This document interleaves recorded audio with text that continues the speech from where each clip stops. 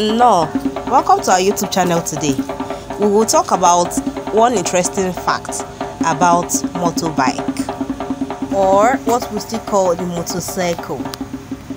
In Igbo, there are some objects, some things that do not have an exact word for it. So what we do is to describe that thing or that object based on its function. The motorbike is used to convey people or things to and fro, especially when you want to do or go somewhere very quickly. Okay, now in most parts of Nigeria it is called Okada. Now the name behind that Okada is this: since it's one of the fastest means of transport, it was now referred to as Okanda.